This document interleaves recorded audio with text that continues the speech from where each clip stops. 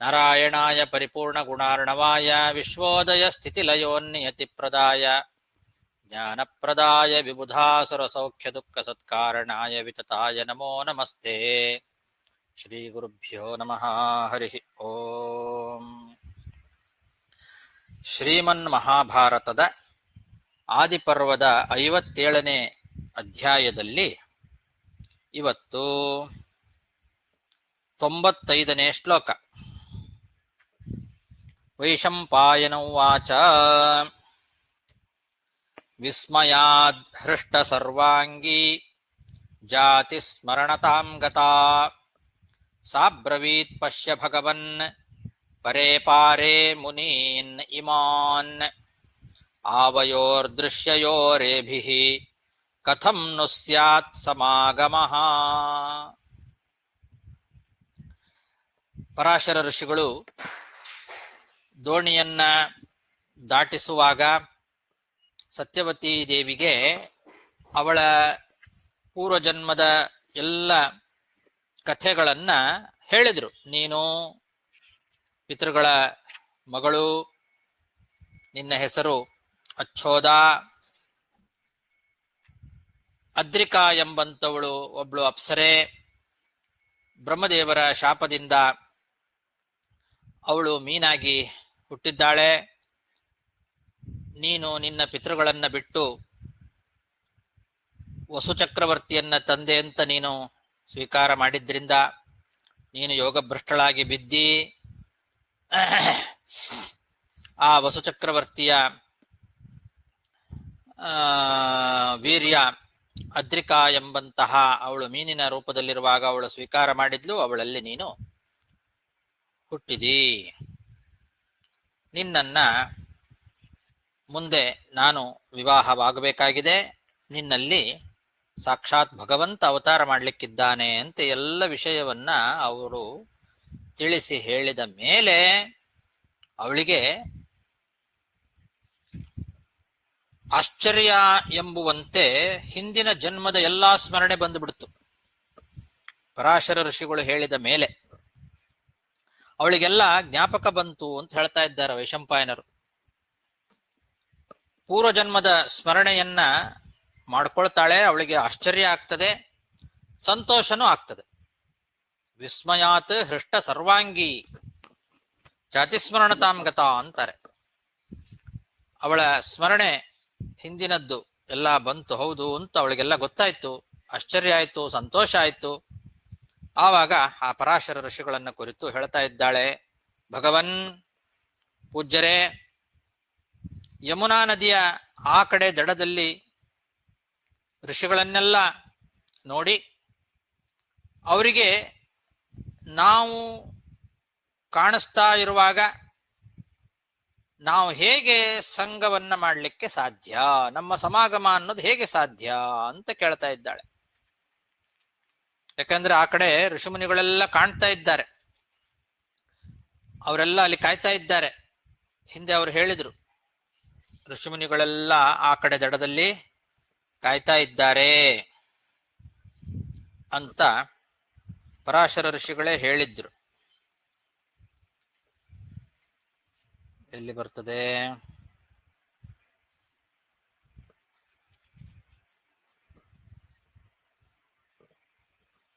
ಎಲ್ಲಿದೆ ಅದು ಶ್ಲೋಕ? ಋಷಿಮುನಿಗಳ ಸಮಾಗಮ ಆ ಕಡೆ ಅವರು ಕಾಯ್ತಾ ಇದ್ದಾರೆ ಅನ್ನೋ ವಿಷಯ ಬರ್ತದಲ್ಲ.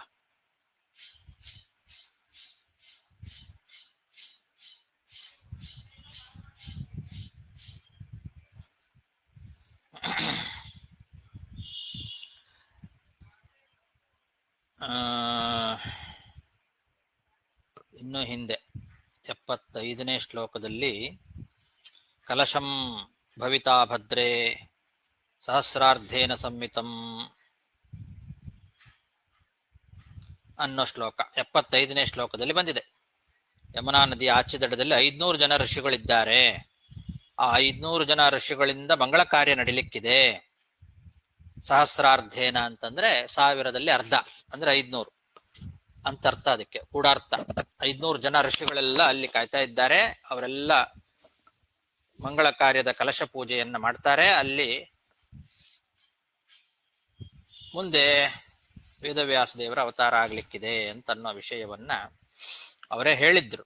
ಹಾಗಾಗಿ ಅವಳು ಕೇಳ್ತಾ ಇದ್ದಾಳೆ, ಅಲ್ಲೆಲ್ಲ ಆ ಯಮುನಾ ನದಿಯ ಆಚೆ ದಡದಲ್ಲಿ ಋಷಿಗಳೆಲ್ಲ ಇರ್ತಾರೆ, ಅವರೆಲ್ಲ ಇರುವಾಗ ನಾವು ನಮ್ಮ ಸಮಾಗಮ ಅನ್ನೋದು ಹೇಗೆ ಸಾಧ್ಯ ಅಂತ ಕೇಳ್ತಾ ಇದ್ದಾಳೆ. ವಿಸ್ಮಯಾದೃಷ್ಟ ಸರ್ವಾಂಗಿ ಜಾತಿ ಸ್ಮರಣತಾಂ ಗತ ಸಾಬ್ರವೀತ್ ಪಶ್ಯ ಭಗವನ್ ಪರೇ ಪಾರೇ ಮುನಿ ನಿಮಾನ್ ಆವಯೋರ್ದೃಶ್ಯಯೋರೇಭಿಃ ಕಥಂ ನು ಸ್ಯಾತ್ ಸಮಾಗಮಃ. ಏವಂ ತಯೋಕ್ತೋ ಭಗವಾನ್ ನೀಹಾರಮಸೃಜತ್ ಪ್ರಭುಃ ಏನ ದೇಶಃ ಸ ಸರ್ವಸ್ತು ತಮೋವೃತ ಇವಾಭವನ್. ಹೀಗೆ ಆ ಸತ್ಯವತಿ ದೇವಿ ಕೇಳಿದಾಗ ಪೂಜ್ಯರಾದಂತಹ ಪರಾಶರ ಋಷಿಗಳು, ಪ್ರಭು ಅವರಿಗೆ ಬಹಳ ಸಾಮರ್ಥ್ಯ ಇತ್ತು, ಅವರಿಗೆ ಒಳ್ಳೆ ತಪಸ್ವಿಗಳು. ಹಾಗಾಗಿ ಅವರೇನು ಮಾಡಿದರು, ಅಲ್ಲಿ ಮಂಜನ್ನ ಸೃಷ್ಟಿ ಮಾಡಿದರು. ಅವರ ತಪಶಕ್ತಿಯಿಂದ ಎಲ್ಲ ಕಡೆಯಲ್ಲಿ ಮಂಜು ಆವರಿಸಿ ಬಿಡ್ತು, ಐಸ್.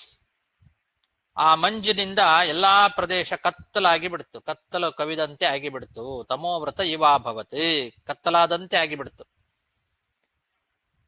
ಏವಂ ತಯೋಕ್ತೋ ಭಗವಾನ್ ನಿಹಾರಂ ಅಸೃಜತ್ ಪ್ರಭು ಏನ ದೇಶಸ್ಸ ಸರ್ವಸ್ತು ತಮೋವೃತ ಇವಾಭವತ್ ದೃಷ್ಟ್ವಾ ಸೃಷ್ಟಂ ತು ನಿಹಾರಂ ತತಸ್ತಂ ಪರಮರ್ಷಿಣಾ ವಿಸ್ಮಿತಾ ತ್ವಬ್ರವೀತ್ ಕನ್ಯಾ ವ್ರೀಡಿತಾ ಚ ಮನಸ್ವಿನಿ ವಿದ್ಧಿ ಮಾಂ ಭಗವನ್ ಕನ್ಯಾಂ ಸದಾ ಪಿತೃವಶಾನುಗಾಂ ತ್ವತ್ಸಂಯೋಗಾಚ್ಚ ದುಷ್ಯೇತ ಕನ್ಯಾ ಭಾವೋ ಮಮಾನಘ.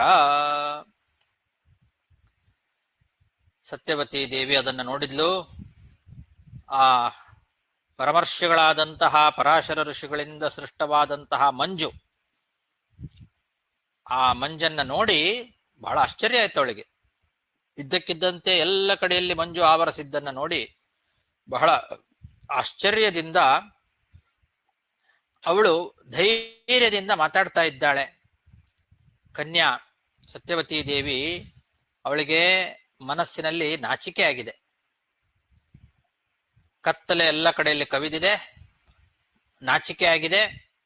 ವ್ರೀಡಿತಾ ಮನಸ್ವಿನಿ, ನಾಚಿಕೆಯಿಂದ ಮಾತಾಡ್ತಾ ಇದ್ದಾಳೆ. ಪೂಜ್ಯರೇ, ನಾನು ಯಾವಾಗಲೂ ನನ್ನ ತಂದೆಯ ವಶದಲ್ಲಿ ಇರುವಂತಹ ಕನ್ಯೆ. ನೀವು ಕೂಡ ದೋಷರಹಿತರಾಗಿರ್ತಕ್ಕಂಥವ್ರು, ಅನಘ. ನಿಮ್ಮಲ್ಲೂ ಯಾವ ದೋಷ ಇಲ್ಲ, ನನ್ನಲ್ಲೂ ಯಾವ ದೋಷ ಇಲ್ಲ. ನಾನು ಯಾವಾಗಲೂ ಕನ್ಯೆಯಾಗಿ ನನ್ನ ತಂದೆ ಮನೆಯಲ್ಲೇ ಬೆಳೆದವಳು. ಈಗ ನೀವು ನನ್ನ ಸಂಘವನ್ನ ಮಾಡಿದರೆ ನನ್ನ ಕನ್ಯಾಭಾವ ಅಂತನ್ನೋದು ದೂಷಿತ ಆಗಿ ಬಿಡ್ತದೆ ಅಂತಾಳೆ. ಕನ್ಯಾಭಾವ ಹೋಗಿಬಿಡ್ತದೆ ನನಗೆ. ದುಷ್ಯೇತ ತ್ವತ್ ಸಂಯೋಗಾಚ್ಚ ದುಷ್ಯೇತ ಕನ್ಯಾಭಾವ, ನನ್ನ ಕನ್ಯಾಭಾವ ಹೋಗಿಬಿಡ್ತದೆ, ಕನ್ಯಾತ್ವ ಹೋಗಿಬಿಡ್ತದಲ್ಲ ನಂದು ಅಂತ ಕೇಳ್ತಾ ಇದ್ದಾಳೆ. ದೃಷ್ಟ್ವಾ ಸೃಷ್ಟಂ ತು ನಿಹಾರಂ ತತಸ್ತಂ ಪರಮರ್ಷಿಣ ವಿಸ್ಮಿತಾ ತ್ವಬ್ರವೀತ್ ಕನ್ಯಾ ವ್ರೀಡಿತಾ ಚ ಮನಸ್ವಿನಿ ವಿದ್ಧಿ ಮಾಂ ಭಗವನ್ ಕನ್ಯಾಂ ಸದಾ ಪಿತೃವಶಾನುಗಾಂ ತ್ವತ್ಸಂಯೋಗಾಚ್ಚ ದುಷ್ಯೇತ ಕನ್ಯಾ ಭಾವೋ ಮಮಾನಘ.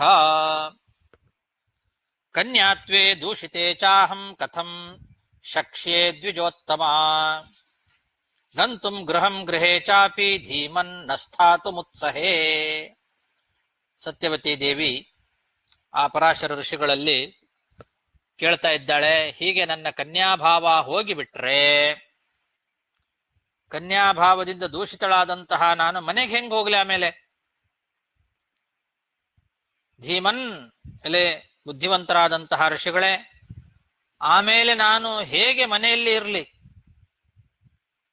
ಕನ್ಯಾತ್ವವನ್ನು ಕಳ್ಕೊಂಡಂತಹ ನಾನು ಮುಂದೆ ನಾನು ನನ್ನ ತಂದೆ ಮನೆಯಲ್ಲಿ ನಾನು ಹೇಗೆ ವಾಸ ಮಾಡಲಿ? ಕನ್ಯಾತ್ವವನ್ನು ಕಳ್ಕೊಂಡಂತಹ ನಾನು ಮನೆಗಾದರೂ ಹೇಗೆ ಹೋಗ್ಲಿ ಅಂತ ಪೂಜ್ಯರಾದಂತಹ ಪರಾಶರ ಋಷಿಗಳ ಹತ್ರ ಕೇಳ್ಕೊಳ್ತಾ ಇದ್ದಾಳೆ.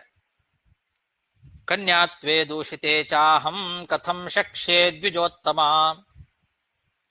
ಗಂತುಂ ಗೃಹೇ ಚಾಪಿ ಧೀಮನ್ ನ ಸ್ಥಾತುಮುತ್ಸಹೇ ಏವಮುಕ್ತವತೀಂ ತಾಂ ತು ಪ್ರೀತಿಮಾನ್ ಋಷಿ ಸತ್ತಮಃ ಉವಾಚ ಮತ್ಪ್ರಿಯಂ ಕೃತ್ವಾ ಪುನಃ ಕನ್ಯಾ ಭವಿಷ್ಯಸಿ ವೃಣೀಶ್ವ ಚ ವರಂ ಭದ್ರೇ ಯಂ ತ್ವಂ ಇಚ್ಛಸಿ ಭಾಮಿನಿ. ಈ ರೀತಿ ಸತ್ಯವತೀ ದೇವಿ ಹೇಳಿದಾಗ ಆ ಕನ್ಯೆಯಾದಂತಹ ಸತ್ಯವತೀ ದೇವಿಯನ್ನ ಕುರಿತು ಬಹಳ ಸಂತೋಷದಿಂದ ಋಷಿಗಳು ಹೇಳ್ತಾ ಇದ್ದಾರೆ. ಪರಾಶರ ಋಷಿಗಳು, ಎಲೆ ಸುಂದರಿ, ಭದ್ರೇ, ಮಂಗಳ ಸ್ವರೂಪಳೆ, ಭಾಮಿನಿ, ನನಗೆ ಪ್ರಿಯವಾದದ್ದನ್ನ ಉಂಟು ಮಾಡೋದ್ರಿಂದ ನೀನು ಪುನಃ ಕನ್ಯೆಯಾಗೇ ಇರ್ತಿದಿ ಅಂತ ವರ ಕೊಡ್ತಾ ಇದ್ದಾರೆ. ಮತ್ ಪ್ರಿಯಂ ಕೃತ್ವಾ, ನನಗೆ ಪ್ರೀತಿಯ ಉಂಟು ಮಾಡಿದ ನಂತರದಲ್ಲಿ ನೀನು ಪುನಃ ಕನ್ಯಾ ಭವಿಷ್ಯಸಿ, ಮತ್ತೆ ನೀನು ಕನ್ಯೆಯಾಗೇ ಇರ್ತಿದಿ. ಆಮೇಲೆ ನೀನು ಏನು ಬೇಕಾದರೂ ವರವನ್ನ ಕೇಳು, ನಿನಗೆ ಅಭೀಷ್ಟವಾದ ವರವನ್ನ ಕೇಳು ಅಂತ ಹೇಳ್ತಾ ಇದ್ದಾರೆ. ಒಂದು ಅವರೇ ಹೇಳಿದ್ದು, ನೀನು ಕನ್ಯೆಯಾಗೇ ಇರ್ತಿದಿ, ನನಗೆ ಪ್ರಿಯವನ್ನ ಉಂಟು ಮಾಡಿದ ನಂತರದಲ್ಲಿ ನೀನು ಕನ್ಯಾಗೇ ಇರ್ತಿದಿ, ನಿನಗೇನು ವರ ಬೇಕೋ ಕೇಳು ಅಂತ ಪರಾಶರ ಋಷಿಗಳು ಕೇಳ್ತಾ ಇದ್ದಾರೆ.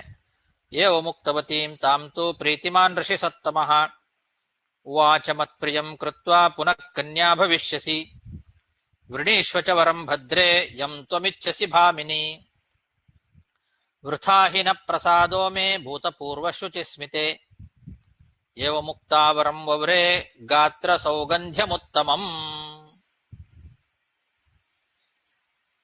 ಅವರು ಹೇಳ್ತಾ ಇದ್ದಾರೆ, ನೀನು ನನ್ನ ಹತ್ರ ಏನು ಬೇಕಾದರೂ ವರ ಕೇಳು, ಕೊಡ್ತೇನೆ. ನನ್ನ ಅನುಗ್ರಹ ಯಾವತ್ತೂ ವ್ಯರ್ಥ ಆಗಿಲ್ಲ. ಇದುವರೆಗೂ ನಾನು ಯಾರ್ಯಾರಿಗೆ ಅನುಗ್ರಹ ಮಾಡಿದ್ದೇನೋ ಆ ಅನುಗ್ರಹ ಅಂತನ್ನೋದು ಇದುವರೆಗೂ ಯಾವತ್ತೂ ವ್ಯರ್ಥ ಆಗೇ ಇಲ್ಲ. ಭೂತಪೂರ್ವ ನ ಪ್ರಸಾದೋ ವ್ಯರ್ಥ.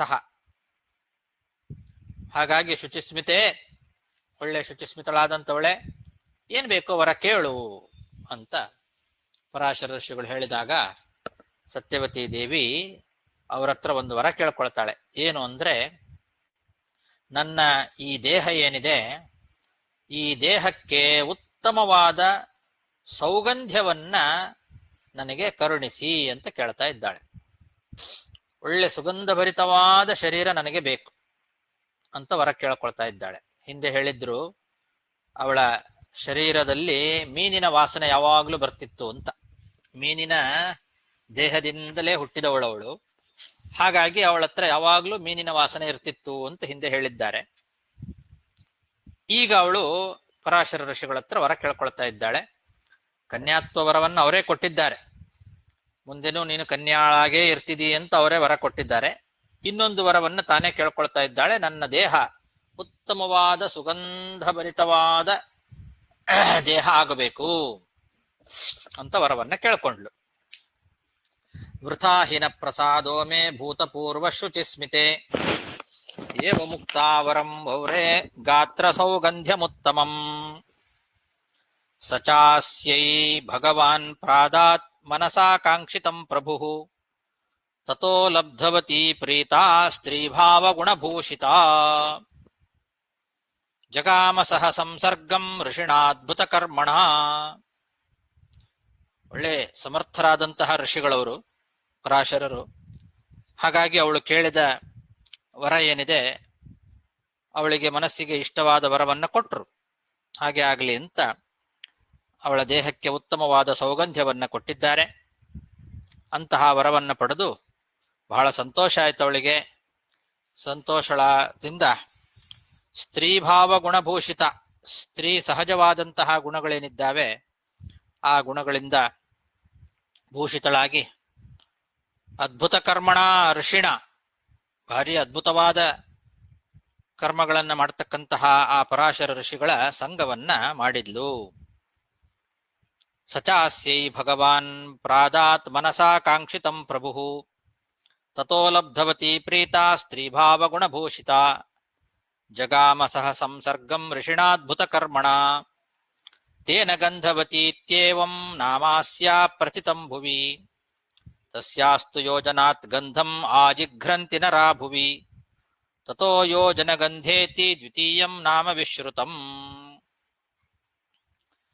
ಅವಳಿಗೆ ಪರಾಶರ ಋಷಿಗಳು ಒಳ್ಳೆ ದೇಹದ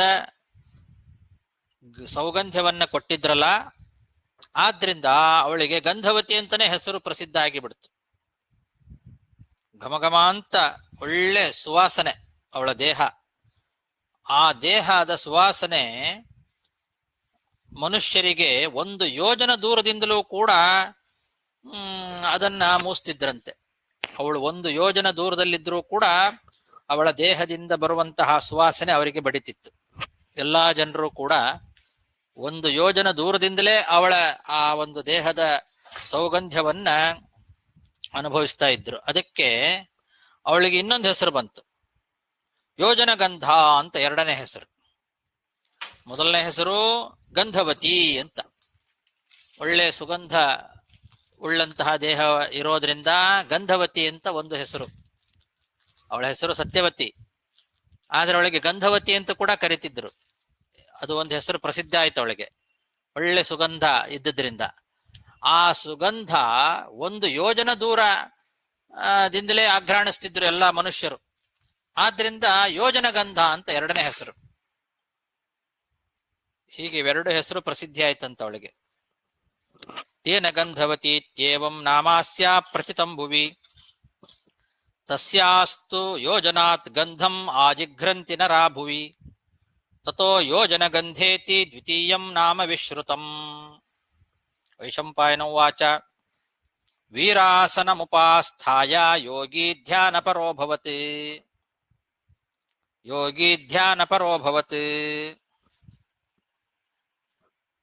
ತೂಷ್ಣೀಂ ಭೂತಾಂ ತದಾ ಕಾಳೀಂ ಜ್ವಲಂತೀಂ ಯೋಗ ತೇಜಸಾ.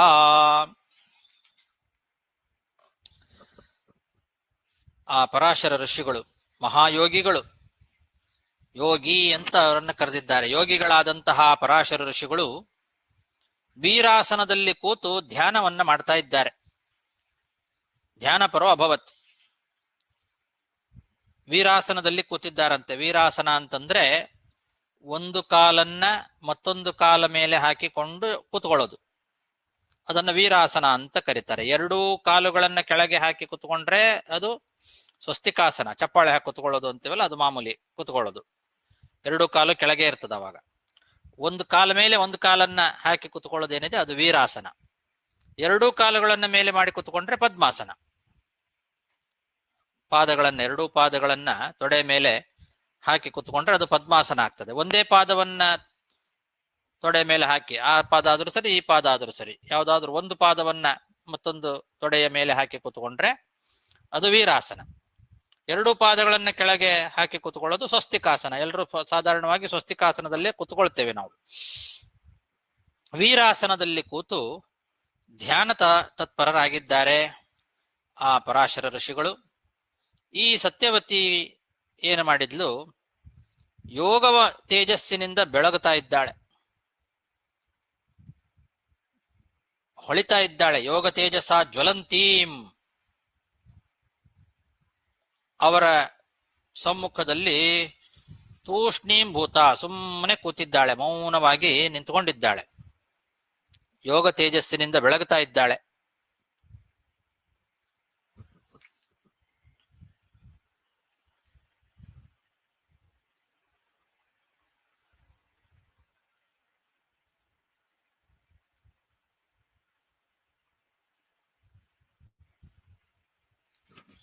ಹೀಗೆ ಸತ್ಯವತಿ ದೇವಿಯನ್ನ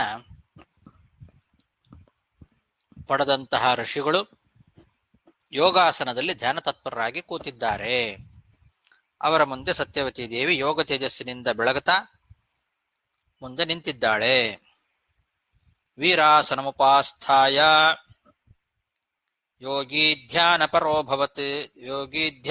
ಭವತ್ ತೂಷ್ಣೀಂ ಭೂತಾಂ ತದಾ ಕಾಳೀಂ ಜ್ವಲಂತೀಂ ಯೋಗ ತೇಜಸಾ ದೃಷ್ಟ್ವಾ ತಾಂ ಚ ಸಮಾಧಾಯ ವಿಚಾರ್ಯ ಚ ಪುನಃ ಪುನಃ ಸಚಿಂತಯಾಮಾಸ ಮುನಿಃ ಕಿಂ ಕೃತೆ ಚ ಕೃತಂ ಭವೇತ್. ಆ ಋಷಿಗಳು ಅವಳನ್ನ ನೋಡ್ತಾ ಇದ್ದಾರೆ. ಅವಳು ಇವರ ಎದುರಿಗೆ ಒಳ್ಳೆ ತೇಜಸ್ವಿಯಾಗಿ ಎದುರಿಗೆ ಕಾಣಿಸ್ಕೊಳ್ತಾ ಇದ್ದಾಳೆ. ಅವಳನ್ನ ನೋಡಿ ಸಮಾಧಾನ ಆಯ್ತು ಅವರಿಗೆ. ಸಮಾಧಾನದಿಂದ ಮತ್ತೆ ಮತ್ತೆ ವಿಚಾರ ಮಾಡ್ತಾ ಇದ್ದಾರಂತೆ. ಏನ್ ವಿಚಾರ ಅಂದ್ರೆ ಮುಂದೆ ಏನು ಮಾಡೋದು ಅಂತ.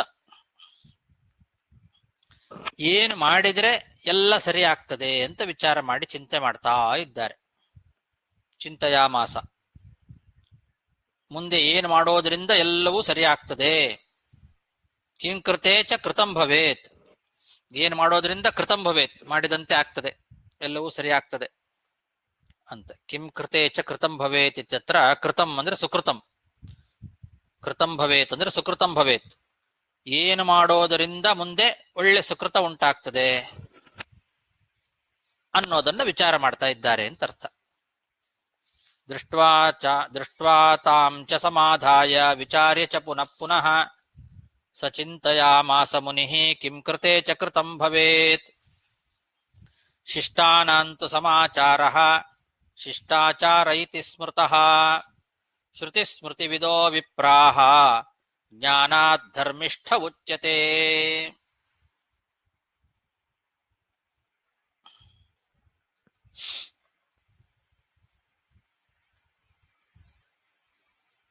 ಇದು ಈ ಶ್ಲೋಕದಿಂದ ಏನ್ ಹೇಳ್ತಾ ಇದ್ದಾರೆ ಅಂದ್ರೆ,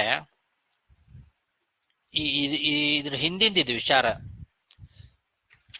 ಅವರು ಆ ಸತ್ಯವತಿ ದೇವಿಯ ಸಮಾಗಮ ಮಾಡೋದಕ್ಕಿಂತ ಮುಂಚೆ ನಡೆದಂತಹ ಘಟನೆ, ಆ ಘಟನೆಯನ್ನ ಈ ಶ್ಲೋಕದಿಂದ ಪ್ರಾರಂಭ ಮಾಡಿ ವಿಸ್ತಾರವಾಗಿ ನಿರೂಪಣೆ ಮಾಡ್ಲಿಕ್ಕೋಸ್ಕರ ಹೊರಟಿದ್ದಾರೆ. ನಾವು ಅದನ್ನ ಸ್ವಲ್ಪ ಸಂಶಯ ಬರೋ ಹಾಗಿದೆ, ತಿಳ್ಕೊಳ್ಬೇಕಿದನ್ನ. ಇದು ಮೊದಲೇ ನಡೆದದ್ದಿದೆಲ್ಲ. ಇಲ್ಲಿ ಏನ್ ಹೇಳಿದ್ರು, ಆ ಸತ್ಯವತಿ ದೇವಿ ಕೇಳಿದ್ಲು, ನಾವು ಅಲ್ಲಿ ಹೇಗೆ ಸಮಾಗಮ ಆಗೋದು ಅಂತ ಕೇಳಿದ್ಲು. ಅದಕ್ಕೆ ಅವರೇ ಅಲ್ಲೆಲ್ಲ ಋಷಿಮುನಿಗಳಿದ್ದಾರೆ ಹೇಗೆ ಅಂತ ಕೇಳಿದಾಗ ತಕ್ಷಣದಲ್ಲೇ ಅವರು ಮಂಜನ್ನ ಕವಿಯೋ ಹಾಗೆ ಮಾಡಿದ್ರು. ಮಂಜನ್ನ ಕವಿಯೋ ಹಾಗೆ ಮಾಡಿ ಅವಳ ಸಮಾಗಮ ಮಾಡಿದ್ರು. ಅವಳಿಗೆ ವರ ಕೊಟ್ರು, ಅಲ್ಲೇ ಧ್ಯಾನ ತತ್ಪರರಾದರು ಅಂತ. ಇಷ್ಟೇ ವಿಷಯ ಇಲ್ಲಿ ಗೊತ್ತಾಗಿದೆ ನಮಗೆ. ಆದರೆ ಇದರ ಮಧ್ಯದಲ್ಲಿ ನಡೆದಂತಹ ಘಟನೆ ಅದನ್ನ ಅಲ್ಲಿ ಹೇಳಲಿಲ್ಲ ಅವರು. ಇದೇ ನಮಗೆ ಸಂಶಯ ಬರಲಿಕ್ಕೆ ಕಾರಣ ಆಗ್ತದೆ. ಇದರ ಮಧ್ಯದಲ್ಲಿ ನಡೆದ ಘಟನೆಯನ್ನ ಈಗ ವಿಸ್ತಾರವಾಗಿ ಹೇಳಲಿಕ್ಕೆ ಇಲ್ಲಿಂದ ಪ್ರಾರಂಭ ಮಾಡ್ತಾ ಇದ್ದಾರೆ. ಅವ್ರೇನು ವಿಚಾರ ಮಾಡಿದ್ರಲ್ಲ, ಏನು ಮಾಡೋದ್ರಿಂದ ಒಳ್ಳೇದಾಗತ್ತೆ ಅಂತ ವಿಚಾರ ಮಾಡಿದ್ದು ಇದು ಮೊದಲೇ. ಇದು ಹಿಂದೆನೆ ಬರಬೇಕಾಗಿತ್ತು. ಅದನ್ನ ಇಲ್ಲಿ ಮುಂದೆ ಹೇಳ್ತಾ ಇದ್ದಾರೆ. ಇದನ್ನೇ ವ್ಯತ್ಯಾಸ ಅಂತ ಕರೀತಾರೆ. ರೀತಿಗಳಿದ್ದಾವೆ, ಅನೇಕ ರೀತಿಗಳು. ವ್ಯತ್ಯಾಸ ಮಾಡಿ ಹೇಳ್ತಾರೆ. ಹಿಂದೆ ಹೇಳಬೇಕಾದದ್ದನ್ನು ಮುಂದೆ ಹೇಳೋದು, ಮುಂದೆ ಹೇಳಬೇಕಾದದ್ದನ್ನ ಹಿಂದೆ ಹೇಳೋದು. ಅದನ್ನ ನಾವು ಸ್ವಲ್ಪ ಚೆನ್ನಾಗಿ ಸರಿಯಾಗಿ ಅರ್ಥ ಮಾಡ್ಕೊಳ್ಬೇಕು ನಾವು. ಈಗ ಇಲ್ಲಿ ವಿಚಾರ ಮಾಡಿದ್ದು ಇದು ಮೊದಲೇ. ಏನು ಮಾಡೋದ್ರಿಂದ ಒಳ್ಳೇದಾಗತ್ತೆ ಅಂತ. ಶಿಷ್ಟಾನಾಂತ ಸಮಾಚಾರ ಶಿಷ್ಟಾಚಾರ ಇತಿ ಸ್ಮೃತಃ ಶ್ರುತಿಸ್ಮೃತಿ ವಿದೋ ವಿಪ್ರಾಹ ಜ್ಞಾನಾತ್ ಧರ್ಮಿಷ್ಠ ಉಚ್ಯತೆ. ಶಿಷ್ಟಾಚಾರ ಅಂದ್ರೆ ಏನು ಗೊತ್ತಾ? ಶಿಷ್ಟರು ನಡೆದುಕೊಳ್ಳುವಂತಹ ರೀತಿ, ಅದನ್ನ ಶಿಷ್ಟಾಚಾರ ಅಂತ ಕರೀತಾರೆ. ಶಿಷ್ಟರು ಅಂತ ಏನಿದ್ದಾರೆ, ಅವರು ಯಾವ ರೀತಿ ನಡ್ಕೊಳ್ತಾರೋ ಅದನ್ನ ಶಿಷ್ಟಾಚಾರ ಅಂತ ಕರೀತದೆ ಶಾಸ್ತ್ರ. ವಿಪ್ರರು ಅಂದ್ರೆ ಯಾರು? ಶಿಷ್ಟ ಅಂದ್ರೆ ಏನು? ಶಿಷ್ಟ ಅಂದ್ರೆ ಶಿಷ್ಟರು ಒಳ್ಳೆ ಶಿಷ್ಯರು ಅಲ್ಲಲ್ಲ. ಶಿಷ್ಟರು ಅಂತಂದ್ರೆ ಧರ್ಮಿಷ್ಠರು ಅಂತ ಅರ್ಥ. ಧರ್ಮಾಚರಣೆಯನ್ನು ಮಾಡ್ತಕ್ಕಂತ ಜ್ಞಾನಿಗಳು ನಮಗೆ ಶಿಷ್ಟರು ಅಂದ್ರೆ. ಶಿಷ್ಟಾಚಾರ ಅಂತೀವಲ್ಲ, ಶಿಷ್ಟರು ನಡೆದುಕೊಂಡು ಬಂದಂತಹ ರೀತಿ. ಶಿಷ್ಟರು ಅಂತಂದ್ರೆ ಅವರು ಯಾವಾಗ್ಲೂ ವೇದೋಕ್ತ ಕರ್ಮಗಳನ್ನ ಅನುಸರಣೆ ಮಾಡ್ತಕ್ಕಂಥವ್ರು. ಅವ್ರು ಯಾವತ್ತೂ ಅಧಾರ್ಮಿಕವಾಗಿ ಇರೋದಿಲ್ಲ, ಧಾರ್ಮಿಕರು. ಅನುಷ್ಠಾನ ಮಾಡೋರಲ್ಲ, ಅನುಷ್ಠಾನ. ಧರ್ಮದಿಂದ ಶಾಸ್ತ್ರೋಕ್ತವಾದ ರೀತಿಯಲ್ಲಿ ಅನುಷ್ಠಾನ ತತ್ಪರರು ಅಂತ ಅರ್ಥ. ಅವರು ಶಿಷ್ಟರು, ಜ್ಞಾನಿಗಳು. ಅವರು ಹೇಗೆ ನಡ್ಕೊಂಡು ಬಂದಿದ್ದಾರೋ ಹಾಗೆ ನಾವು ಮುಂದುವರಿಬೇಕು. ಶಿಷ್ಟರ ಶಿಷ್ಟರ ಒಂದು ಆಚಾರ ಹೇಗಿದೆಯೋ ಹಾಗೆ ನಾವು ಇರಬೇಕು. ಶಿಷ್ಟಾಚಾರ ನಾವು ಅವರನ್ನ ನೋಡಿ ಕಲಿಬೇಕು, ಅದನ್ನು ನಾವು ಗಮನಿಸ್ತಾ ಇರಬೇಕು. ಅವ್ರು ಹೇಗಿದ್ದಾರೆ, ಏನು ಮಾಡ್ತಾರೆ, ಬೆಳಗ್ಗೆ ಹೇಳೋದ್ರಿಂದ ಹಿಡಿದು ರಾತ್ರಿ ಮಲಗೋವರೆಗೂ ಅವರು ಏನು ಮಾಡ್ತಾ ಇರ್ತಾರೋ ಅದನ್ನ ಗಮನಿಸ್ತಾ ಇರಬೇಕು. ಅದನ್ನ ನೋಡಿ ನಾವು ಹಾಗೆ ಮಾಡಬೇಕು. ಶಿಷ್ಟಾಚಾರ ಅಂತ ಕರೀತಾರೆ ಅದನ್ನ, ಶಿಷ್ಟರು ನಡೆದುಕೊಂಡು ಬಂದಂತಹ ರೀತಿ. ಅವರು ಏನಿದ್ದಾರಲ್ಲ ಶಿಷ್ಟರು ನಡೆದುಕೊಳ್ಳುವ ರೀತಿಗೆ ಶಿಷ್ಟಾಚಾರ ಅಂತ ಕರೀತಾರೆ. ಇನ್ನು ಶ್ರುತಿ ಸ್ಮೃತಿ ಪುರಾಣ ಮೊದಲಾದವುಗಳನ್ನ ಯಾರು ತಿಳ್ಕೊಂಡಿರ್ತಾರಲ್ಲ ಅವರನ್ನ ವಿಪ್ರ ಅಂತ ಕರೀತಾರೆ. ವಿಪ್ರರು ಅಂತಂದ್ರೆ ಶ್ರುತಿ ಸ್ಮೃತಿ ವಿದೋ ವಿಪ್ರಾಹ. ಇನ್ನು ಜ್ಞಾನ ಪಡ್ಕೊಂಡಿರ್ತಕ್ಕಂಥವ್ರು ಯಾರಿದ್ದಾರೆ ಅಂತವರನ್ನ ಧರ್ಮಿಷ್ಠರು ಅಂತ ಕರೀತಾರೆ. ಜ್ಞಾನಾತ್ ಧರ್ಮಿಷ್ಠ ಉಚ್ಯತೆ ಅಂತ. ಶ್ರುತಿ ಸ್ಮೃತಿ ವಿದೋ ವಿಪ್ರಾಹ ಇತ್ಯತ್ರ ಶ್ರುತಿ ಸ್ಮೃತಿ ವಿದಃ ವಿಪ್ರಾಹ ಇತಿ ಉಚ್ಯಂತೆ, ಜ್ಞಾನಾತ್ ಧರ್ಮಿಷ್ಠ ಇತ್ಯುಚ್ಯತೆ ಇತಿ ಯೋಜನಾ ಅಂತ ಬರೆದಿದ್ದಾರೆ. ಶ್ರುತಿ ಸ್ಮೃತಿಗಳನ್ನ ತಿಳಿದವರು ಯಾರಿದ್ದಾರೆ ಅವರು ವಿಪ್ರ ಅಂತ ಕರೆಸ್ಕೊಳ್ತಾರೆ. ಜ್ಞಾನಾತ್ ಅಂದ್ರೆ ಧರ್ಮಿಷ್ಠ ಇತಿ ಉಚ್ಯತೆ, ಜ್ಞಾನವಂತರಾದವರನ್ನ ಧರ್ಮಿಷ್ಠರು ಅಂತ ಕರೀತಾರೆ. ಶಿಷ್ಟರು ನಡೆದುಕೊಳ್ಳುವ ರೀತಿಗೆ ಶಿಷ್ಟಾಚಾರ, ಶ್ರುತಿ ಸ್ಮೃತಿಗಳನ್ನ ತಿಳ್ಕೊಂಡಂತವ್ರನ್ನ ವಿಪ್ರ ಅಂತ ಕರೀತಾರೆ, ಜ್ಞಾನವಂತರಾದವರನ್ನ ಧರ್ಮಿಷ್ಠ ಅಂತ ಕರೀತಾರೆ. ಧರ್ಮಜ್ಞೈರ್ವಿಹಿತೋ ಧರ್ಮ ಶ್ರೌತ ಸ್ಮಾರ್ತೋ ದ್ವಿಧಾ ದ್ವಿಜೈ ದಾರಾಗ್ನಿಹೋತ್ರಮಿಜ್ಯಾಚ ಶ್ರೌತಮೇ ತದ್ಧಿ ಲಕ್ಷಣಂ. ಧರ್ಮಜ್ಞರು ಅಂದ್ರೆ ಧರ್ಮವನ್ನ ತಿಳಿದಂತವ್ರು ಏನಿದ್ದಾರಲ್ಲ, ಧರ್ಮಿಷ್ಠರು ಅಂತ ಏನೇನು ಹೇಳಿದಲ್ಲ, ಜ್ಞಾನವಂತರು, ಅವರು ವಿಧಾನ ಮಾಡಿರ್ತಕ್ಕಂತಹ ಧರ್ಮವನ್ನ ಬ್ರಾಹ್ಮಣರು ಶ್ರೌತ ಮತ್ತು ಸ್ಮಾರ್ತ ಅಂತ ಎರಡು ರೀತಿ ವಿಭಾಗ ಮಾಡ್ತಾರೆ. ಧರ್ಮ ಅಂತನ್ನೋದು ಶ್ರೌತ ಮತ್ತು ಸ್ಮಾರ್ತ ಅಂತ ಎರಡು ರೀತಿಯಾದ ಧರ್ಮ ಇದೆ. ಶ್ರೌತ ಕರ್ಮಗಳು, ಸ್ಮಾರ್ತ ಕರ್ಮಗಳು ಅಂತ ಆ ರೀತಿ ಎರಡು ವಿಭಾಗ. ಅದರಲ್ಲಿ ಶ್ರೌತ ಕರ್ಮ ಅಂದ್ರೆ ಯಾವುದು ಗೊತ್ತಾ? ವಿವಾಹ, ಅಗ್ನಿಹೋತ್ರ, ಹೋಮ, ಹವನಗಳೆಲ್ಲ ಇದ್ದಾವಲ್ಲ, ಇದೆಲ್ಲ ಶ್ರೌತ ಕರ್ಮಗಳು ಅಂತ ಕರೆಸ್ಕೊಂಡಿದ್ದಾವೆ. ಶ್ರುತಿಯಲ್ಲಿ ಹೇಳಿದ ಕರ್ಮಗಳು ಅಂತ ಅರ್ಥ ಶ್ರೌತ ಕರ್ಮಗಳು.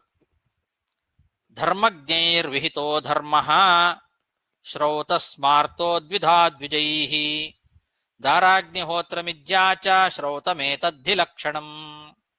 ಸ್ಮಾರ್ತೋ ವರ್ಣಾಶ್ರಮಾಚಾರೋ ಯಮೈಶ್ಚ ನಿಯಮೈರ್ಯುತಃ ಧರ್ಮೇತಿ ಧಾರಣೆ ಧಾತುರ್ಮಹತ್ವೇ ಚೈವ ಪಠ್ಯತೆ. ಇನ್ನು ಸ್ಮಾರ್ತ ಆಚಾರ ಅಂದ್ರೆ ಯಾವುದು, ಶ್ರೌತವಾದ ಕರ್ಮಗಳು ಅಂದ್ರೆ ಯಾವುದು ಅಂತ ಗೊತ್ತಾಯ್ತಿವ. ವಿವಾಹ, ಅಗ್ನಿಹೋತ್ರ, ಹೋಮ ಹವನಗಳೆಲ್ಲ ಶ್ರೌತ ಕರ್ಮಗಳು. ಸ್ಮಾರ್ತ ಕರ್ಮಗಳು ಅಂತಂದ್ರೆ ಆಯಾಯ ವರ್ಣಾಶ್ರಮಗಳಿಗೆ ಅನುಗುಣವಾದ ಧರ್ಮಗಳನ್ನ ಮತ್ತು ಅವುಗಳಿಗೆ ಸಂಬಂಧಿಸಿದ ಯಮ ನಿಯಮಗಳನ್ನ ಸೇರಿಸಿಕೊಂಡು ನಡೆಸುವಂತಹ ಕರ್ಮ ಏನಿದೆಲ್ಲ ಅದು ಸ್ಮಾರ್ತಾಚಾರ ಅಂತ ಕರೆಸ್ಕೊಳ್ತದೆ. ಸ್ಮಾರ್ತ ಅಂದ್ರೆ ಸ್ಮೃತಿಯಲ್ಲಿ ಹೇಳಿದ ಕರ್ಮಗಳು ಅಂತ ಅರ್ಥ. ವರ್ಣಾಶ್ರಮ ಧರ್ಮಗಳು, ಯಾವ ಯಾವ ವರ್ಣದವರು ಏನೇನು ಮಾಡಬೇಕು ಅಂತ ಸ್ಮೃತಿಗಳಲ್ಲಿ ವರ್ಣನೆ ಮಾಡಿರ್ತಾರೆ. ವರ್ಣಾಶ್ರಮ ಧರ್ಮ, ಅದರ ಜೊತೆಗೆ ಯಮ ನಿಯಮಗಳನ್ನ ಸೇರಿಸ್ಕೊಳ್ಬೇಕು. ಅದು ಇದಕ್ಕೆ ಸಂಬಂಧಪಟ್ಟದ್ದೇ. ವರ್ಣಾಶ್ರಮ ಧರ್ಮಗಳಿಗೆ ಸಂಬಂಧಪಟ್ಟದ್ದು ಯಮ ನಿಯಮ ಮೊದಲಾದಂತಹ 10 ಹೇಳಿದ್ದಾರೆ. ಪ್ರತ್ಯಾಹಾರ, ಪ್ರಾಣಾಯಾಮ ಮೊದಲಾದವುಗಳೆಲ್ಲ. ಈ ಎಲ್ಲವನ್ನು ಏನ್ ಕರೀತಾರೆ, ಇದನ್ನ ಮಾಡೋದಕ್ಕೆ ಸ್ಮಾರ್ತ ಕರ್ಮ ಅಂತ ಕರೀತಾರೆ. ಹೀಗೆ ಶ್ರೌತ ಕರ್ಮ ಮತ್ತು ಸ್ಮಾರ್ತ ಕರ್ಮ ಅಂತ ಎರಡು ರೀತಿಯಾದ ಕರ್ಮಗಳಿದ್ದಾವೆ. ಧರ್ಮ ಅಂತ ಅಂತಾರೆ ಅದಕ್ಕೆ. ಕರ್ಮ ಅಂತಂದ್ರೆ ನಮಗೆ ಅರ್ಥ ಆಗ್ತದೆ. ಧರ್ಮ ಅಂದ್ರೆ ಅದೇ ಧರ್ಮನೇ ಕರ್ಮ. ಧರ್ಮ ಅಂತನ್ನಲ್ಲಿ ಧಾರಣೆ ಧಾತು ಮಹತ್ವೇಚ ಪಠ್ಯತೆ. ಧರ್ಮ ಅಂತನ್ನಲ್ಲಿ ಧಾರಣ ದೃಂಗ್ ಧಾರಣೆ ಧಾರಣ ಅನ್ನೋ ಧಾತು, ಧರ್ಮ ಅನ್ನೋ ಪದದಲ್ಲಿರುವಂತಹ ಧಾತು ಧಾರಣ ಅನ್ನೋ ಅರ್ಥದಲ್ಲಿದೆ. ಧಾರಣೆ ಅಂದ್ರೆ ಲೋಕವನ್ನ ಧಾರಣೆ ಮಾಡೋದು ಅಂತ ಅರ್ಥ. ಧಾರ್ಯತೆ ಇತಿ ಧರ್ಮ. ಆ ಧಾತುವಿಗೆ ಮತ್ತೊಂದು ಅರ್ಥ ಮಹತ್ವೇಚ ಪಠ್ಯತೆ, ಮಹತ್ವವನ್ನ ಉಂಟು ಮಾಡೋದು ಅನ್ನೋ ಅರ್ಥವೂ ಇದೆ.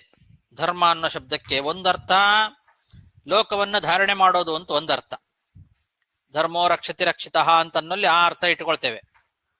ನಾವು ಧರ್ಮವನ್ನ ರಕ್ಷಣೆ ಮಾಡಿದ್ರೆ ಧರ್ಮ ನಮ್ಮನ್ನ ರಕ್ಷಣೆ ಮಾಡ್ತದೆ ಅಂದ್ರೆ ಧಾರಣೆ ಮಾಡೋದು, ಲೋಕವನ್ನ ಧಾರಣೆ ಮಾಡೋದು ಅಂತ. ಇನ್ನು ಮಹತ್ವ ಅನ್ನೋ ಇನ್ನೊಂದು ಅರ್ಥವೂ ಇದೆ ಅದಕ್ಕೆ. ಸ್ಮಾರ್ತೋ ವರ್ಣಾಶ್ರಮಾಚಾರೋ ಯಮೈಶ್ಚ ನಿಯಮೈರುತಃ ಯುತಃ ಧರ್ಮೇತಿ ಧಾರಣೆ ಧಾತುರ್ ಮಹತ್ವೇ ಚೈವ ಪಠ್ಯತೆ. ತತ್ರೇಷ್ಟ ಫಲದೋ ಧರ್ಮ ಆಚಾರ್ಯೈರುಪದಿಶ್ಯತೆ ಅನಿಷ್ಟ ಫಲಭಾಕ್ಚೇತಿ ತೈರಧರ್ಮೋ ವಿಭಾಷ್ಯತೆ ತಸ್ಮಾದಿಷ್ಟ ಫಲಾರ್ಥಾಯ ಧರ್ಮಮೇವ ಸಮಾಚರೇತ್. ಇದೆಲ್ಲ ಅವರು ಪರಾಶರ ಋಷಿಗಳು ಆಲೋಚನೆ ಮಾಡ್ತಾ ಇದ್ದಾರೆ. ಅರ್ಥ ಆಗ್ತಾ ಇದೆಯಾ? ಪರಾಶರ ಋಷಿಗಳು ಏನ್ ಮಾಡೋದ್ರಿಂದ ಸರಿ ಆಗ್ತದೆ, ಕೃತೆ ಚ ಕೃತಂ ಭವೇತ್ ಅಂತ ಚಿಂತಯಾಮಾಸ ಅಂತ ಹೇಳಿದ್ರಲ್ಲ, ಆ ಚಿಂತನೆ ಏನು ಅನ್ನೋದನ್ನ ವರ್ಣನೆ ಮಾಡ್ತಾ ಇದ್ದಾರೆ. ಏನ್ ಮಾಡಿದ್ರೆ ಸರಿ ಆಗ್ತದೆ ಮುಂದೆ ಅನ್ನೋದು ವಿಚಾರ ಮಾಡ್ತಾ ಇದ್ದಾರೆ. ಧರ್ಮ ಅಂದ್ರೆ ಇದು, ಶಿಷ್ಟಾಚಾರ ಅಂದ್ರೆ ಇದು, ವರ್ಣಾಶ್ರಮ ಧರ್ಮಗಳನ್ನ ಹೀಗೆ ಹೇಳಿದ್ದಾರೆ. ಅದರಲ್ಲಿ ಧರ್ಮವನ್ನ ಅನುಸರಣೆ ಮಾಡಬೇಕು. ಆ ಆಚಾರದಲ್ಲಿ ಒಳ್ಳೆ ಫಲವನ್ನು ಕೊಡುವ ಆಚಾರಗಳು ಏನಿದ್ದಾವೆ ಆ ಆಚಾರಗಳನ್ನ ಜ್ಞಾನಿಗಳು ಧರ್ಮ ಅಂತ ಕರೀತಾರೆ. ಉತ್ತಮವಾದ ಫಲವನ್ನ ತಂದು ಕೊಡುವಂತಹ ಆಚಾರಗಳು. ನಾವು ಯಾವ ಆಚರಣೆಗಳನ್ನ ಮಾಡ್ತೇವೆ ಆ ಆಚರಣೆಗಳು ಉತ್ತಮವಾದ ಫಲಗಳನ್ನ ತಂದು ಕೊಡಬೇಕು. ಅಂತಹ ಆಚಾರಗಳನ್ನ ಜ್ಞಾನಿಗಳು ಧರ್ಮ ಅಂತ ಕರೀತಾರೆ. ಅನಿಷ್ಟ ಫಲವನ್ನು ಕೊಡುವಂತಹ ಆಚಾರಗಳು ಇದ್ದಾವೆ. ಕೆಲವು ಆಚಾರಗಳು ಅನಿಷ್ಟ ಫಲವನ್ನ ತಂದು ಕೊಡ್ತಾವೆ. ಅಂತಹ ಆಚಾರಗಳನ್ನ ಏನ್ ಕರೀತಾರೆ? ಅಧರ್ಮ ಅಂತ ಕರೀತಾರೆ. ಉತ್ತಮವಾದ ಒಳ್ಳೆ ಫಲವನ್ನ ತಂದು ಕೊಡುವಂತಹ ಆಚಾರಗಳು ಧರ್ಮ ಅಂತ ಅನ್ಸ್ಕೊಂಡ್ರೆ, ಅನಿಷ್ಟ ಫಲವನ್ನು ತಂದು ಕೊಡುವಂತಹ ಆಚಾರಗಳು ಅಧರ್ಮ ಅಂತ ಕರೆಸ್ಕೊಂಡಿದ್ದಾವೆ. ಆದ್ರಿಂದ ನಾವೇನ್ ಮಾಡಬೇಕು? ಒಳ್ಳೆ ಇಷ್ಟವಾದ ಫಲವನ್ನ ಪಡಿಲಿಕ್ಕೋಸ್ಕರ ಧರ್ಮವನ್ನೇ ಆಚರಣೆ ಮಾಡಬೇಕು, ಅಧರ್ಮ ಮಾಡಬಾರದು. ಧರ್ಮವನ್ನೇ ಅನುಸರಣೆ ಮಾಡಬೇಕು ನಾವು. ಆದ್ರಿಂದ ಮುಂದೇನು? ತತ್ರೇಷ್ಟ ಫಲದೋ ಧರ್ಮ ಆಚಾರ್ಯೈರುಪದಿಶ್ಯತೆ ಅನಿಷ್ಟ ಫಲಭಾಕ್ಚೇತಿ ತೈರಧರ್ಮೋ ವಿಭಾಷ್ಯತೆ ತಸ್ಮಾದಿಷ್ಟ ಫಲಾರ್ಥಾಯ ಧರ್ಮಮೇವ ಸಮಾಚರೇತ್. ಬ್ರಾಹ್ಮೋ ದೈವಸ್ತಥೈವಾರ್ಷಃ ಪ್ರಾಜಾಪತ್ಯಶ್ಚ ಧಾರ್ಮಿಕಃ ವಿವಾಹೋ ಬ್ರಾಹ್ಮಣಾನಾಂ ತು ಗಾಂಧರ್ವೋ ನೈವ ಧಾರ್ಮಿಕಃ ತ್ರಿವರ್ಣೇತರ ಜಾತೀನಾಂ ಗಾಂಧರ್ವೋ ಸುರರಾಕ್ಷಸಾಂ ಪೈಶಾಚೋ ನೈವ ಕರ್ತವ್ಯೋ ವಿವಾಹಶ್ಚಾಷ್ಟಮೋ ಧಮಃ. ಮದುವೆ ಮಾಡ್ಕೊಳ್ಬೇಕು. ವಿವಾಹ ಅನ್ನೋದೇನಿದೆ ಇದು ಹಿಂದೆ ಹೇಳಿದ್ರಲ್ಲ, ಇದು ಶ್ರೌತ ಕರ್ಮ. ಶ್ರೌತ ಕರ್ಮದಲ್ಲಿ ವಿವಾಹ ಅಂತನ್ನೋದೇನಿದೆ, ಆ ವಿವಾಹದಲ್ಲಿ ಒಟ್ಟು 8 ವಿಧವಾದ ವಿವಾಹಗಳಿದ್ದಾವೆ. ಬ್ರಾಹ್ಮ ವಿವಾಹ, ದೈವ ವಿವಾಹ, ಆರ್ಷ ವಿವಾಹ, ಪ್ರಾಜಾಪತ್ಯ ವಿವಾಹ, ಗಾಂಧರ್ವ ವಿವಾಹ, ಆಸುರ ವಿವಾಹ, ರಾಕ್ಷಸ ವಿವಾಹ, ಪೈಶಾಚ ವಿವಾಹ ಅಂತ ಇದು 8 ವಿಧವಾದ ವಿವಾಹಗಳು. ಇದ್ರ ಬಗ್ಗೆ ಹಿಂದೆ ಬಂದಿದೆ ನಮಗೆ. ಇದು ಮಹಾಭಾರತ, ಇದಕ್ಕೆ ಪ್ರಮಾಣ, ಮುಖ್ಯವಾದ ಪ್ರಮಾಣ. ಇದು 8 ರೀತಿಯಾದ ವಿವಾಹಗಳ ಬಗ್ಗೆ ಇಲ್ಲಿ ಹೇಳಿದ್ದಾರೆ. ಮದುವೆ ಅಂತ ಅನ್ನೋದು 8 ರೀತಿ ಇದೆ. ಅದರಲ್ಲಿ ಮೊದಲನೇ 4 ಮದುವೆಗಳಿದ್ದಾವಲ್ಲ, ಬ್ರಾಹ್ಮ ವಿವಾಹ, ದೈವ ವಿವಾಹ, ಆರ್ಷ ವಿವಾಹ, ಪ್ರಾಜಾಪತ್ಯ ವಿವಾಹ ಅಂತ ಇದು 4 ವಿಧವಾದ ಮದುವೆಗಳು ಧಾರ್ಮಿಕ ಅಂತ ಕರೆಸ್ಕೊಂಡಿದೆ. ಈ 4 ವಿಧವಾದ ಧಾರ್ಮಿಕವಾದ ವಿವಾಹಗಳೇನಿದ್ದಾವೆ ಇದು ಬ್ರಾಹ್ಮಣರಿಗೆ ವಿಹಿತವಾದಂಥದ್ದು. ಬ್ರಾಹ್ಮಣರು ಬ್ರಾಹ್ಮ ವಿವಾಹ, ದೈವ ವಿವಾಹ, ಆರ್ಷ ವಿವಾಹ, ಪ್ರಾಜಾಪತ್ಯ ವಿವಾಹ, ಈ 4 ವಿಧವಾದ ಧಾರ್ಮಿಕ ವಿವಾಹಗಳನ್ನ ಮಾಡ್ಕೊಳ್ಬಹುದು ಅಂತ ಇದೆ. ಗಾಂಧರ್ವ ವಿವಾಹ ಏನಿದೆ ಅಲ್ಲ, ಅದು ಯಾವತ್ತೂ ಬ್ರಾಹ್ಮಣರಿಗೆ ಧಾರ್ಮಿಕವಾದದ್ದಲ್ಲ. ಅದರ ವಿವರಣೆಯನ್ನು ಮುಂದೆ ಹೇಳ್ತಾರೆ. ಇಲ್ಲಿ ಹೇಳ್ತಾರೋ ಅಥವಾ ಇನ್ನು ಮುಂದೆ ಬರುತ್ತೆ ಅಂತ ಅನ್ಸುತ್ತೆ. ಇಲ್ಲಿ ಸದ್ಯದಲ್ಲಿ ಎಲ್ಲೂ ಹೇಳೋದಿಲ್ಲ. ಗಾಂಧರ್ವ ವಿವಾಹವನ್ನ ಗಾಂಧರ್ವೋ ನೈವ ಧಾರ್ಮಿಕ, ಬ್ರಾಹ್ಮಣಾನಾಂತು ಗಾಂಧರ್ವೋ ನೈವ ಧಾರ್ಮಿಕ. ಬ್ರಾಹ್ಮಣರು ಗಾಂಧರ್ವ ವಿವಾಹವನ್ನ ಮಾಡ್ಕೊಳ್ಳೋದು ಧಾರ್ಮಿಕ ವಿವಾಹ ಅಲ್ಲ ಅಂತ. ಗಾಂಧರ್ವ ವಿವಾಹ ಅಂದ್ರೆ ಹುಡುಗ ಹುಡುಗಿ ಅವರೇ ನೋಡ್ಕೊಂಡು ಮಾಡ್ಕೊಂಡ್ಬಿಡೋದು, ಲವ್ ಮ್ಯಾರೇಜ್ ಅಂತೀವಲ್ಲ ಈಗಿನ ಕಾಲದಲ್ಲಿ, ಅದು ಗಾಂಧರ್ವ ವಿವಾಹ. ಒಬ್ರಿಗೊಬ್ರಿಗೆ ಇಷ್ಟ ಆಯ್ತೋ, ಏನು ನೋಡೋ ಹಾಗಿಲ್ಲ, ಯಾರನ್ನು ಕೇಳೋ ಹಾಗಿಲ್ಲ, ಯಾವುದು ಜಾತಕ ಗೀತಕ ನೋಡೋ ಹಾಗಿಲ್ಲ, ತಂದೆ ತಾಯಿಗಳ ಅಪ್ಪಣೆ ಬೇಕಾಗಿಲ್ಲ. ಹುಡುಗ ಹುಡುಗಿಗೆ ಇಷ್ಟ ಆಯ್ತು, ಒಬ್ರನ್ನೊಬ್ರು ನೋಡಿದ್ರು, ಒಬ್ರಿಗೊಬ್ರಿಗೆ ಇಷ್ಟ ಆಯ್ತು ಅಂದ್ರೆ ಮದುವೆ ಮಾಡ್ಕೊಂಡ್ಬಿಡೋದು. ಇದು ಗಾಂಧರ್ವ ವಿವಾಹ. ಇದು ಬ್ರಾಹ್ಮಣರಿಗೆ ಇಲ್ಲ ಅಂತ ಸ್ಪಷ್ಟವಾಗಿ ಮಹಾಭಾರತ ಹೇಳ್ತಾ ಇದೆ. ವಿವಾಹೋ ಬ್ರಾಹ್ಮಣಾನಾಂತು ಗಾಂಧರ್ವೋ ನೈವ ಧಾರ್ಮಿಕ, ಇದು ಧಾರ್ಮಿಕವಾದದ್ದಲ್ಲ. ಅಲ್ಲಿಗೆ 5 ಆಯ್ತು. ಇನ್ನು 3 ಉಳಿದಲ್ಲ ಕೊನೆಗೆ. ಆಸುರ ವಿವಾಹ, ರಾಕ್ಷಸ ವಿವಾಹ, ಪೈಶಾಚ ವಿವಾಹ ಅಂತ ಒಟ್ಟು 3 ಇದೆ ಇನ್ನು ಮುಂದಿಂದು. ಅದರಲ್ಲಿ 3 ವರ್ಣದವರನ್ನ ಬಿಟ್ಟು ಉಳಿದವರಿಗೆ ಆಸುರ ವಿವಾಹ ಮತ್ತು ರಾಕ್ಷಸ ವಿವಾಹ ಹೇಳಿದ್ದಾರೆ. 3 ವರ್ಣದವರನ್ನ ಬಿಟ್ಟು ಉಳಿದವರಿಗೆ ಅಂದ್ರೆ ಬ್ರಾಹ್ಮಣ, ಕ್ಷತ್ರಿಯ, ವೈಶ್ಯ ಅನ್ನೋ 3 ವರ್ಣದವರನ್ನ ಬಿಟ್ಟು ಉಳಿದವರು ಆಸುರ ವಿವಾಹ ಮತ್ತು ರಾಕ್ಷಸ ವಿವಾಹ ಮಾಡ್ಕೊಳ್ಬಹುದು. ಗಾಂಧರ್ವ ವಿವಾಹವೂ ಇದೆ ಅವರಿಗೆ. ಅದು ರಾಕ್ಷಸರಿಗೂ ಅಸುರರಿಗೂ ಹೇಳಿರ್ತಕ್ಕಂಥದ್ದು. ಗಾಂಧರ್ವ ವಿವಾಹವೂ ಇದೆ. 8ನೇದ್ದು ಪೈಶಾಚ ವಿವಾಹ ಅಂತ. ಅದು ಮಾತ್ರ ಯಾವತ್ತೂ ಮಾಡ್ಕೊಳ್ಬಾರ್ದು ಅಂತಿದೆ. ಅದು ಅಧಮ. ಅದು ಪೈಶಾಚ ವಿವಾಹ ಅಂತಂದ್ರೆ ಒಪ್ಪಿಗೆ ಇಲ್ಲದೆ ಇದ್ರೂ ಕೂಡ ಒತ್ತಾಯ ಮಾಡಿ ಬಲಾತ್ಕಾರದಿಂದ ಮದುವೆ ಮಾಡ್ಕೊಳ್ಳೋದೇನಿದೆ ಇದು ಪೈಶಾಚ ವಿವಾಹ. ಅದು ಮಾತ್ರ ಯಾವತ್ತೂ ಮಾಡಬಾರದು. ಅದು ಅತ್ಯಂತ ಅಧಮ. ತ್ರಿವರ್ಣೇತರ ಜಾತೀನಾಂ ಗಾಂಧರ್ವೋ ಅಸುರ ರಾಕ್ಷಸಾಂ. 3 ವರ್ಣದವರನ್ನ ಬಿಟ್ಟು ಉಳಿದವರಿಗೆ ಅಸುರ ಮತ್ತು ರಾಕ್ಷಸರಿಗೂ ಅದು ಹೇಳಿದ್ದಾರೆ. ಗಾಂಧರ್ವ ವಿವಾಹನು ಅವರಿಗೆ ಹೇಳಿದ್ದಾರೆ. ಪೈಶಾಚ ವಿವಾಹ ಮಾತ್ರ ಯಾವತ್ತೂ ಮಾಡ್ಕೊಳ್ಬಾರದು, ಅದು ಅಧಮ. ಬ್ರಾಹ್ಮೋ ದೈವಸ್ತಥೈವಾರ್ಷಃ ಪ್ರಾಜಾಪತ್ಯಶ್ಚ ಧಾರ್ಮಿಕಃ ವಿವಾಹೋ ಬ್ರಾಹ್ಮಣಾನಾಂತು ಗಾಂಧರ್ವೋ ನೈವ ಧಾರ್ಮಿಕಃ ತ್ರಿವರ್ಣೇತರ ಜಾತೀನಾಂ ಗಾಂಧರ್ವೋ ಸುರರಕ್ಷಸಾಂ ಪೈಶಾಚೋ ನೈವ ಕರ್ತವ್ಯಃ ವಿವಾಹಶ್ಚಾಷ್ಟಮೋಧಮಃ. ಇದರ ಬಗ್ಗೆ ವಿಷ್ಣು ರಹಸ್ಯದಲ್ಲಿ ನಾವು ವಿಸ್ತಾರವಾಗಿ ಇದ್ರ ಬಗ್ಗೆ ನೋಡಿದ್ದೇವೆ. ಎಷ್ಟನೇ ಶ್ಲೋಕ ಅಂತ ಗೊತ್ತಿದೆಯಾ? ಎಲ್ಲಿ ಯಾವ ಅಧ್ಯಾಯ ಅಂತ? ನಾರಾಯಣನವ್ರೆ ಗೊತ್ತಿಲ್ಲ ಸರ್, ನೋಡ್ಬೇಕು ನಾನು. ಅದು ಮೊನ್ನೆ ಹ್ಮ್ ವಿಷ್ಣು ರಹಸ್ಯದಲ್ಲಿ ಬಂತಲ್ಲ ಇದೆಲ್ಲ ವಿಷಯ. ಅದು ಒಂದು 3 ತಿಂಗಳಿಗೆ ಮುಂಚೆ 4 ತಿಂಗಳ ಮುಂಚೆ ನೋಡಿರಿ ನಾವು. ನೋಡಿ ಎಲ್ಲಿ ಬರ್ತದೆ ಎಷ್ಟನೇದ್ದು ಅಂತ ಅಂದ್ರೆ ಇಲ್ಲಿ ಬರ್ಕೊಂಡ್ಬಿಟ್ರೆ ಮುಂದೆ ಅನುಕೂಲ ಆಗುತ್ತೆ ನೋಡ್ಲಿಕ್ಕೆ. ನಾಳೆ ನೋಡಿ ಹೇಳ್ತಾನೆ.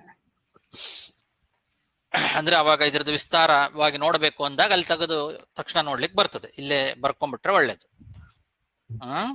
ಇದನ್ನೆಲ್ಲ ವಿಚಾರ ಮಾಡ್ತಾ ಇದ್ದಾರೆ. ಅವ್ರದ್ದು ವಿಚಾರ ಇನ್ನೂ ಮುಗುದಿಲ್ಲ. ಸುಮಾರು ಶ್ಲೋಕದಲ್ಲಿ ವಿಚಾರ ಮಾಡಿದ್ದಾರೆ. ಯಾರ್ದು ಪರಾಶರ ಋಷಿಗಳು ಇದೆಲ್ಲ ವಿಚಾರ ಮಾಡಿ ಆಮೇಲೆ ಸಮಾಗಮ ಮಾಡೋದು. ಅದಕ್ಕಿಂತ ಮುಂಚೆ ನಡೆದದ್ದು ಇದೆಲ್ಲ ವಿಚಾರ. ಅದನ್ನೆಲ್ಲ ಪೂರ್ತಿ ಆದ್ಮೇಲೆ ಆ ಕಥೆಯನ್ನು ಅರ್ಥ ಮಾಡ್ಕೊಳ್ರಿ. ಅಲ್ಲಿಗೆ 111 ಶ್ಲೋಕ ಆಯ್ತು, ಸಾಕು, ಟೈಮ್ ಆಯ್ತು. ಶ್ರೀಕೃಷ್ಣ ಅರ್ಪಣ ಮಸ್ತು. ಆಚಾರ್ಯ, ನಂಗೊಂದು ಡೌಟ್ ಆಚಾರ್ಯ. ಸೊ ಇಲ್ಲಿ ಸ್ಮೃತಿಯಲ್ಲಿ ಹೇಳುವ ನಿಯಮ, ಶ್ರುತಿಯಲ್ಲಿ ಹೇಳುವ ನಿಯಮ ವ್ಯತ್ಯಾಸ ಬರ್ತೀಯಾ? ವ್ಯತ್ಯಾಸ ಅಂತಲ್ಲ, ಕೆಲವು ಸ್ಮೃತಿಗಳೆಲ್ಲ ಶ್ರುತಿಯ ಹೇಳಿದ್ದೆ. ಶ್ರುತಿಯಲ್ಲಿ ಹೇಳದೇ ಇರೋದು ಯಾವುದು ಸ್ಮೃತಿಯಲ್ಲಿ ಇರೋದಿಲ್ಲ. ಆದ್ರೆ ನಮಗೆ ವೇದಗಳಲ್ಲಿ ಹುಡುಕಿದ್ರೆ ಸಿಗೋದಿಲ್ಲ ಅದು ನೇರವಾಗಿ. ಅದಕ್ಕೆ ಸ್ಮೃತಿ ಗ್ರಂಥಗಳು ಅದರ ಬಗ್ಗೆ ವಿಸ್ತಾರವಾಗಿ ವರ್ಣನೆ ಮಾಡಿರ್ತವೆ. ಅದಕ್ಕೋಸ್ಕರ ಸ್ಮಾರ್ಥ ಕರ್ಮ ಅಂತ ಕರೀತಾರೆ ಅಷ್ಟೆ. ಎಲ್ಲವೂ ಶ್ರೌತವೇ. ನೀ ಹಂಗ ನೋಡ್ಲಿಕ್ಕೆ ಹೋದ್ರೆ ಎಲ್ಲವೂ ಶ್ರೌತವೇ. ಶ್ರೌತವಲ್ಲದೆ ಇರೋದು ಯಾವುದು ಸ್ಮಾರ್ಥ ಆಗ್ಲಿಕ್ಕೆ ಸಾಧ್ಯವೇ ಇಲ್ಲ. ಸೊ ಇಲ್ಲಿ ಸ್ಮಾರ್ತರು ಬಂದು ನಾವು ಬಳಕೆಯಲ್ಲಿ ಹೇಳೋದು ಬಂದು ತಪ್ಪು. ಅದು ಯಾರು ಬೇರೆ, ಬಂದು- ತಪ್ಪದು ಇಲ್ಲವಾ? ತಪ್ಪದು. ಯಾರು ಬಂದು ಸ್ಮೃತಿಯಲ್ಲಿ ಏನ್ ಹೇಳಿದೆಯೋ ಅದನ್ನ ಫಾಲೋ ಮಾಡೋ ಅಂತವರು ಸ್ಮಾರ್ತರು. ಅಷ್ಟೇ, ನಾವೆಲ್ಲ ಸ್ಮಾರ್ತರೆ. ನಾವು ಸ್ಮಾರ್ತರೆ, ನಾವು ಶ್ರೌತರು ಸ್ಮಾರ್ತರು ಅಂತಂದ್ರೆ ಶ್ರುತಿಯಲ್ಲಿ ಹೇಳಿದ ಕರ್ಮಾನುಷ್ಠಾನ ಮಾಡೋರು, ಸ್ಮೃತಿಯಲ್ಲಿ ಹೇಳಿದ ಕರ್ಮಾನುಷ್ಠಾನ ಮಾಡೋರು ಅಂತ ಅಷ್ಟೇ ಅರ್ಥ. ಈ ಬಳಕೆಯಲ್ಲಿರೋ ಸ್ಮಾರ್ತರು ವೈಷ್ಣವರು ಅನ್ನೋ ಸ್ಮಾರ್ತರಲ್ಲ. ಈ ವಿವರ ಬಂದು ನಮ್ಮ ತಮಿಳು ಗ್ರಾಮಲ್ಲಿ ಕೂಡ ಬರ್ತಾ ಇದ್ದಾರೆ, ಎಲ್ಲ ಕೊಟ್ಟಿದ್ದಾರೆ. ತೊಲ್ಕಾಪಿಯನ್ ಒಂದು ಗ್ರಾಮರ್ ಇದೆ ಬುಕ್, ತುಂಬಾ ಹಳೆಯದು. ಅದಲ್ಲಿ ಬಂದು ಈ ವಿವಾಹನ ಬಗ್ಗೆ ಎಲ್ಲ ನಾವೇನ್ ನೋಡಿರೋ ಅದೆಲ್ಲ ಬಂದಿದೆ. ನಿಮ್ಮ ಕನ್ನಡ ಗ್ರಾಮರ್ ಬುಕ್ ಇದೆಯಾ ನಂಗೆ ಗೊತ್ತಿಲ್ಲ, ಸ್ಕೂಲ್ ಓದ ಅಂತಲ್ಲ. ಇವಾಗೆಲ್ಲ ಇರೋದಿಲ್ಲ. ನೀವು ಓದುವಾಗ ಸ್ಕೂಲ್ ಬುಕ್ ಅಲ್ಲಿ ಇತ್ತೋ ಏನೋ, ಇವಾಗೆಲ್ಲ ತೆಗೆದಾಕಿರ್ತಾರೆ, ಯಾವ್ದು ಇರೋದಿಲ್ಲ. ಸ್ಕೂಲ್ ಬುಕ್ ಅಲ್ಲಿ ಇಲ್ಲ, ತಮಿಳಿಗೆ ಬಂದು ಗ್ರಾಮರ್ ಬರ್ತಾರೆ ನಿಮಗೆ. ಸೊ ಅದಲ್ಲಿ ಬಂದಿದೆ ಕಾಲೇಜ್ ಸಿಲೆಬಸ್ ಅಲ್ಲಿ. ಸೊ ಸರಿ ಸರಿ.